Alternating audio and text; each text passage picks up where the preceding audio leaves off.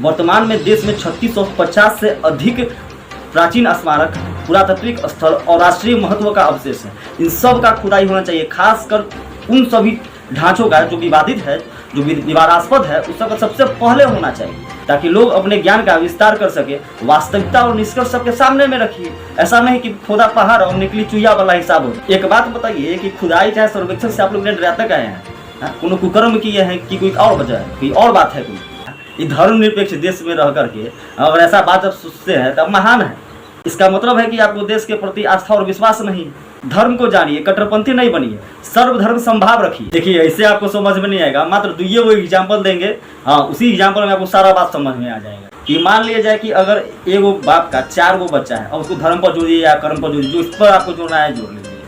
चारों बच्चा में है सो किसी बात को लेकर के विवाद हो गया, झगड़ा हो गया, मान लीजिए जमीने को लेकर के झगड़ा अगर हो जाता है, तो बाप का फर्ज है कि अपने समय में, अपने काल में और अपने जिंदगी में उस समस्या का समाधान कर। अगर बाबा भी फैसला नहीं किया, बेटा भी फैसला नहीं किया, जो पोता आएगा वो तो करवे करेगा ना फैसला, वो तो पूछेगा ना, उसको तो इंसाफ चाहिए कि नहीं चाहिए, उसको अपना अधिकार चाहिए कि नहीं चाहिए, हक चाहिए कि नहीं चाहिए। तो अभी जो हो रहा है तो कौन बड़का ही बात हो गया।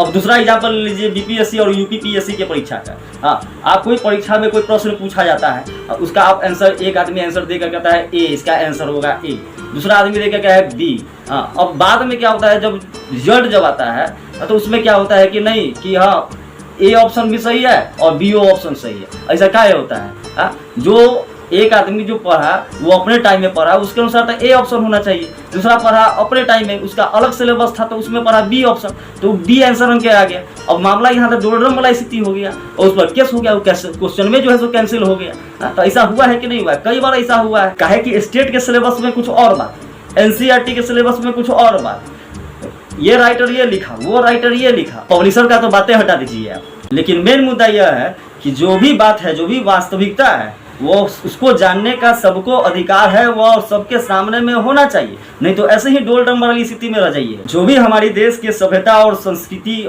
धर्म के बारे में जानने में रुचि रखते हैं, उन सब के लिए यह आवश्यक है कि खुदाई हो, ताकि प्रमाणिक बातों को हम जान सकें। इन सब कामों के लिए संस्कृति मंत्रालय, पुरातत्व विभाग बनाया गया है, वो अपना काम कर रही है। लेकिन आप लोग का बस चले तो सबको बंद करवा दीजिएगा। कुछ लोगों का कहना है कि सरकार जो है सो वर्तमान में जो मुद्दा है, जो समस्या है देश का, उससे सबका ध्यान भटकाने के लिए ये सब करवा रही है। अरे क्या अब कहे महाराज आप लोगों को?